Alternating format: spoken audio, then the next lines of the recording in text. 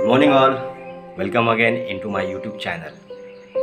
Today we will learn about the evolution. Okay, अभी evolution क्या है हम लोगों को ये आज देखना है। लास्ट लेक्चर में हम लोगों ने हेरिडिटी देखी थी और ट्रांसक्रिप्शन एंड ट्रांसलेशन देखा था, ठीक है। तो आज हम लोग देखने वाले हैं कि इवोल्यूशन जो है ये कंसेप्ट क्या है, एक्चुअल में क्या है कंसेप्ट है, एक्चुअल में इवोल्यूशन क्या है। So it is the gradual change, okay, it is the gradual change in the development of the organism, it is known as the evolution. अभी इवोल्यूशन फंडा ऐसा है मेरे दोस्तों कि इसको जितना हम समझेंगे उतना ये उलझता जाएगा। तो चलो आज एक सिंपल से वे में देखते हैं कि इवोल्यूशन कैसे हमें ध्यान में रखना है। लेकिन उससे पहले आपको सभी को रिक्वेस्ट है कि अगर अभी तक आपने मेरे चैनल को सब्सक्राइब नहीं किया है तो please please please do subscribe it so that you will get the new notifications for the upcoming chapters. So चलो देखते हैं आज इवोल्यूशन के बारे में हमें क्या क्या आज इस चैप्टर में नया कुछ सीखने को मिलता है, ठीक है। तो इवोल्यूशन क्या है मेरे दोस्तों, इवोल्यूशन जो होता है ये सडनली नहीं होता है। इवोल्यूशन एक ऐसी प्रोसेस है इस नेचर में जो स्लोली होती है, और जो भी ग्रेजुअल चेंजेस आते हैं ऑर्गेनाइजेशन में of animal, of plant, of किसी भी ऑर्गेनिज्म में, तो ये जो चेंजेस होते हैं ना ये बहुत स्लो होते हैं, ऐसे सडनली नहीं होते हैं। जैसे कि हम लोग देखते हैं, हम सब लोग कहते हैं कि हम लोग मंकी से डेवलप हुए हैं, तो मंकी में तो टेल होती है, तो हम में कहाँ पे है, हम में ये सब कुछ टेल नहीं है, लेकिन मंकी बोन प्रेजेंट है जिसे हम कॉकिक्स बोलते हैं scientifically, which is edge at the base of our spinal cord. So ये एक एविडेंसेस होते हैं, ऐसे बहुत से एविडेंसेस हम लोगों को मिले हैं। तो इसी पर से हमें पता चलता है कि we all are evolved from a same ancestor, okay. जैसे कि मैं अगर आपको कुछ बोलता हूँ कि हम पर्टिकुलर एक एग्जांपल लेते हैं कि जैसे चाय के अगर कुछ कंपोनेंट हमें देखने हैं, तो चाय बनाने के लिए हम लोगों को क्या लगता है, T powder, milk, water and sugar, तो ये बेसिक कंपोनेंट हो गए। लेकिन अगर अब आप इसमें हल्दी डाल रहे हो, या फिर तुलसी के पत्ते डाल रहे हो, या फिर क्या दालचीनी डाल रहे हो, अदरक डाल रहे हो, नींबू डाल रहे हो, तो इसके अलग अलग टाइप्स हो जाते हैं। तो ये क्या है, according to period and speciation, according to place, according to geographical areas, ये इसके वेरिएशन हो गए। मतलब क्या है, इसमें ग्रेजुअली इवोल्यूशन हुआ है। ये एक एग्जांपल आप ध्यान में रखो कि इवोल्यूशन कैसे होता है। तो इवोल्यूशन जब भी हुआ है तो मल्टी डायरेक्शनल वेज में हुआ है, हर डायरेक्शन में हुआ है। तो अराउंड 3.5 बिलियन ईयर्स अगो इस पृथ्वी पे कोई लाइफ एग्जिस्ट नहीं थी। लेकिन फिर क्या हुआ, अभी 10th स्टैंडर्ड के सिलेबस से के हिसाब से मैं आपको समझाने वाला हूँ कि 3.5 बिलियन ईयर्स अगो इस पृथ्वी पे कुछ नहीं था। आप लोग देख सकते हो कुछ भी नहीं था, only the earth was there, only hot sphere. लेकिन फिर स्लोली क्या हुआ, जैसा ही अर्थ कूल होना शुरू हुआ, ये केमिकल इवोल्यूशन का पार्ट मैं आपको बता रहा हूँ आपके टॉपिक को समझने के लिए। तो सराउंडिंग में, एटमॉस्फेयर में गैसेस का प्रोडक्शन हो गया। तो वहाँ पे ऑक्सीजन गैस थी, कार्बन गैस थी, देन कार्बन डाइऑक्साइड गैस थी, हाइड्रोजन गैस थी, देन नाइट्रोजन गैस थी, ऐसे अलग अलग गैसेस थे। Then slowly what happen, this all gases convert into clouds and suddenly it start raining on the earth. और ये रेनिंग जो थी ये बहुत सालों तक चलती रही, बहुत सालों तक ये रेनिंग चलती रही, और फिर पूरे अर्थ पे समुंदर और तालाब ऐसे कुछ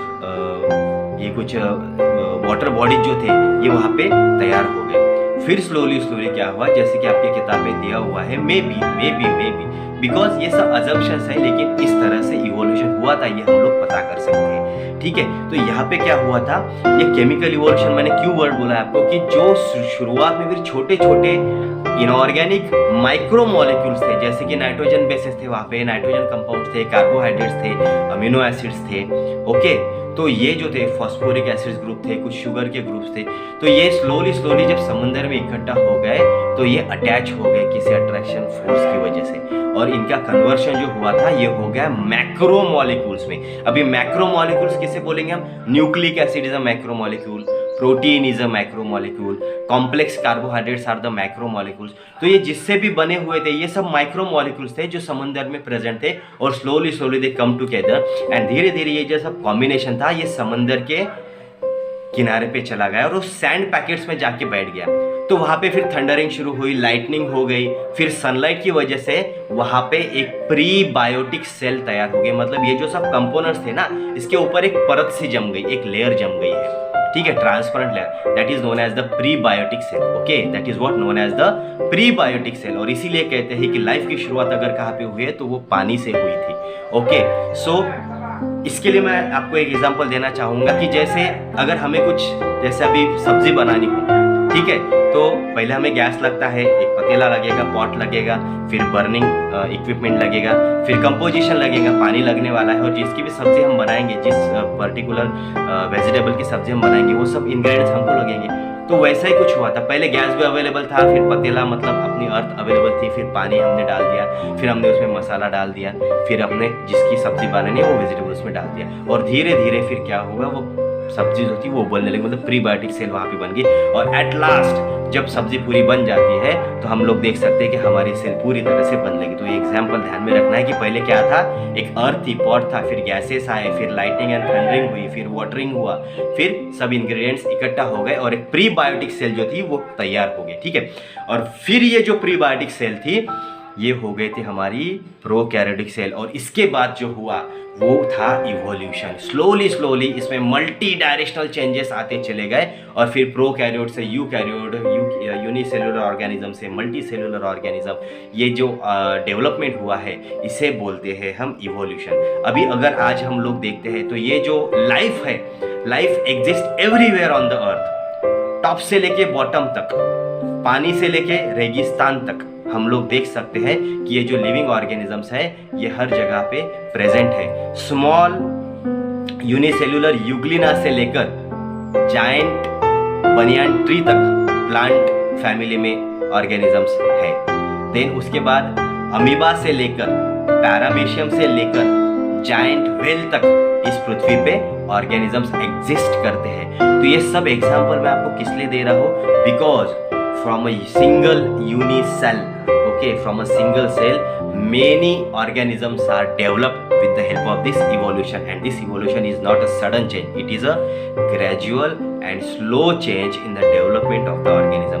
So इस तरह से आपको इवोल्यूशन ध्यान में रखना है। बाद में आपको पढ़ना है थ्योरी ऑफ इवोल्यूशन। तो थ्योरी ऑफ इवोल्यूशन क्या है, थ्योरी ऑफ इवोल्यूशन में हम लोगों को यही समझना है कि इवोल्यूशन जो हुआ था ये इवोल्यूशन डायरेक्टली नहीं हुआ था, स्लोली स्लोली प्रोकैरियोट से यूकैरियोट से, यूकैरियोट से फिर मल्टी सेलुलर ऑर्गेनिज्म, मतलब कैसे यूनिसेलुलर ऑर्गेनिज्म, यूनिसेलुलर ऑर्गेनिज्म से फिर multi cellular organism, multi cellular organism से फिर डेवलपमेंटल इवोल्यूशन वहाँ पे हुआ है, आप लोग देख सकते हो डायग्राम में। ठीक है, तो इस तरह से ये इवोल्यूशन हुआ था, और ये इवोल्यूशन जो हुआ है ये मल्टी डायरेक्शनल हुआ है। इसीलिए पृथ्वी पे हर जगह पे इवोल्यूशनरी बॉडीज, इवोल्यूशनरी ऑर्गेनिजम्स आज हम लोग देख सकते हैं। तो इस तरह से आपको इवोल्यूशन जो पॉइंट है ये ध्यान में रखना है। ठीक है, I hope you will definitely like this video and it will help you to understand this point of your chapter. Thank you all.